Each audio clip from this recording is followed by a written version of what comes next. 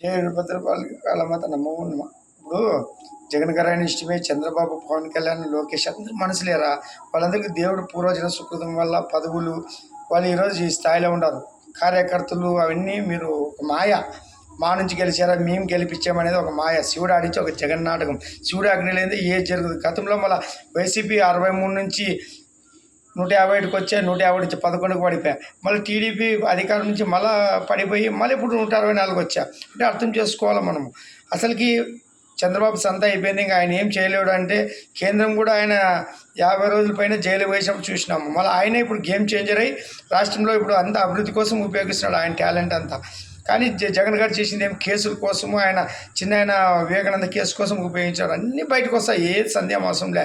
ఈరోజు మోడీ గారు కూడా నిజాయితీ పాటించడం లేదు. ఈరోజు లిక్కర్ కేసులో మిథున్ రెడ్డి గారు ఉంటే కూడా జైలు శిక్ష అనుభవించిన వ్యక్తిని, ఎంపీని ఇప్పుడు మళ్ళీ ఐక్యరాజ్య సమితి నంబర్ తీసుకోబోతున్నాడు. ఈడే తెలుసుకోవాలి మోడీ గారి గుణం కూడా. మనము చాలా అజ్ఞానంలో పోతున్నాము. ఎవరిని నమ్మకూడదు. రాజకీయ నాయకులు ఉండేది అంతా. రాజకీయం అంటే నీతి నిజాయితీతో. వాజ్పేయి గారు చూడు, ఒక్క ఓటు కోసము మొత్తం ప్రభుత్వాన్ని పాల్గొట్టుకొని మళ్ళీ పోయాయన ఎలక్షన్లకి. అది వాజ్పేయి గారి వరకే నిజాయితీ, అద్వానీ గారి వరకు నిజాయితీ. తర్వాత ఇది మన ఆయన నడిపిస్తున్నాడు కాబట్టి గెలుస్తున్నారు. వీళ్ళు తెలివితేటలు ఏం లేవు నాయన. అంతా మన ఆయన శాంతి చేస్తున్నాడు. గలాట్లు కాకుండా అయోధ్య వస్తే గలాట్లు కాకుండా ఇట్లా మాయ చేసినాడు. కాశ్మీర్ 370 ఆర్టికల్ని రద్దు చేసి ఇట్లా అన్నాడు. ఇవన్నీ మన ఆయన చేసే మహిమ. ఇవన్నీ మీకు తెలియకుండా మాయలో మోడీ వచ్చి యోగి వచ్చి వెలుగుతారంటే కాదన్నా. మన ఆయన దిగుతున్నాడు.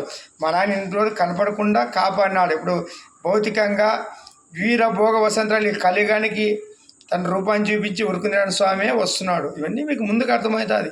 ఎందుకంటే ఈ వీడియోలు కూడా వీరభద్ర ఛానల్ మన ఆయన సృష్టించింది. దానికి నేను ఊకే ఒక కర్మకర్త క్రియ. ఆయన నన్ను నడిపిస్తున్నాడు, వాక్యం పలికిస్తున్నాడు అంతే. ఎందుకంటే మీరు ఎక్కువ ఆలోచించద్దండి. విమర్శలు చేయడానికి ఏం లేదండి. జరిగేది జరిగిపోయి చెప్తుంటాడు, వెనక నుంచి కొడుతుంటాడు. ఎవరిని క్షమించేది ఉండదు. మత్సంగా మారతారా మారండి, లేకపోతే కాలగర్భంలో కలిపేస్తాడు. ఏం అడుకునేది ఉండదు. కలియుగంలో అంత మనుషులు రాక్షసులు వచ్చినారు. రాక్షసుల రూపాయలు సపరేట్ మనుషుల్లోనే వచ్చేసినారు. అందుకే ఇన్ని సమస్యలు. ఇంకా స్త్రీలు అంటే లై తప్పేసినారు.